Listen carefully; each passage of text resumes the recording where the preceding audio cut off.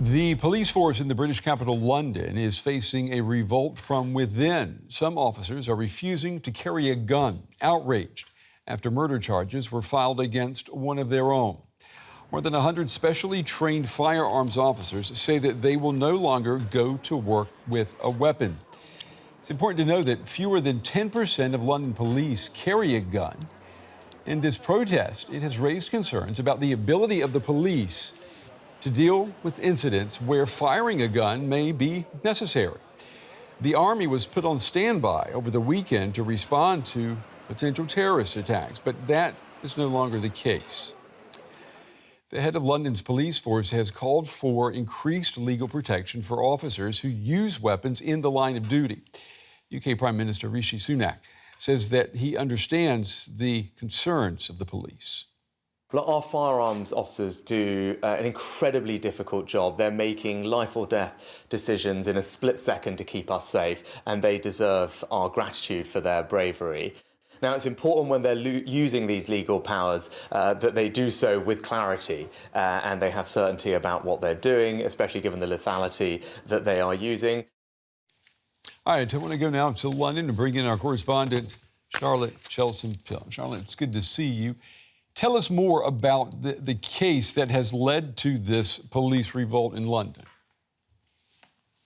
Brent, this dates back to the shooting of an unarmed black man last year. His name was Chris Kober. He was shot with a single bullet through his car.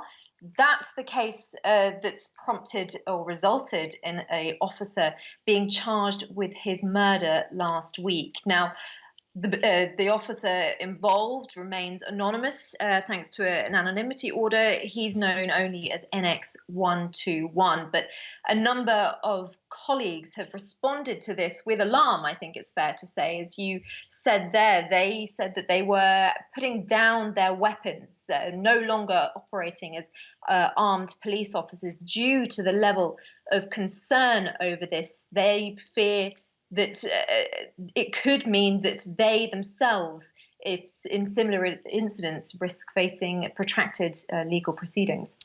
And it sounds like, if you're not familiar with the statistics, it sounds like that this is not a new problem. But talk to me about how common are shootings by police in the UK? I mean, what numbers are we talking about?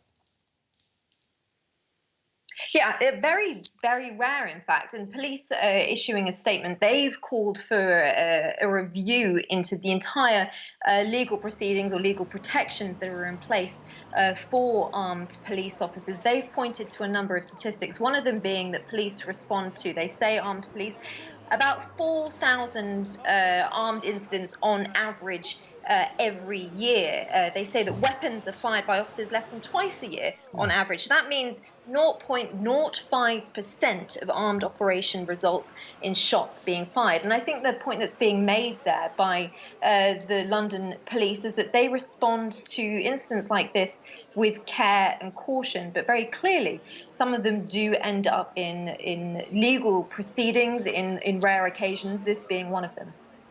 And for many people, people watching our program in the United States, for example, the fact that 1 in 10 British police officers carries a weapon, that has to come as a surprise. I mean, 10% only.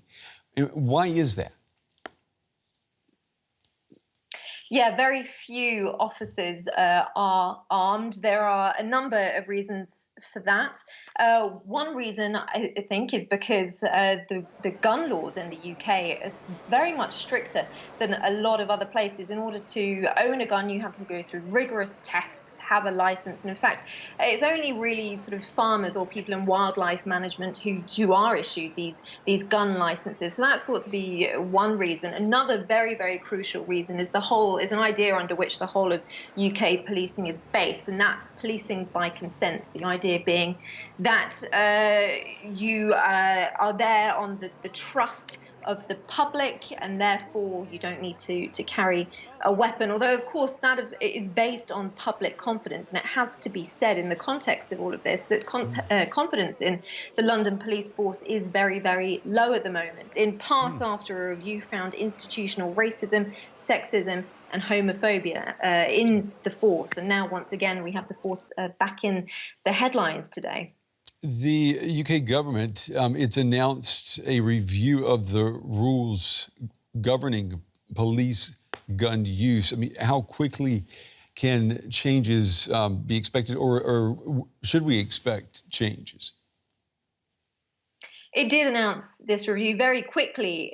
The Home Office announced, which is responsible for the police force, announced this review, basically saying that police officers are making split-second decisions and that they can't expect to end up in the dock for decisions made while they're on duty. So that's review's been issued after calls from the police to look again or to reform the legal proceedings that officers may face. How quickly any changes will come into force, the honest answer is probably not very quickly. There is a lot that needs to be done, but I think the political will is very clearly there, and you could see that from the quick response from the government. Their concern being that any incident like this, if not dealt with quickly, could spread outside London and perhaps to the rest of the UK. Charlotte Chilton-Peele in London. Charlotte, as always, good to see you. Thank you.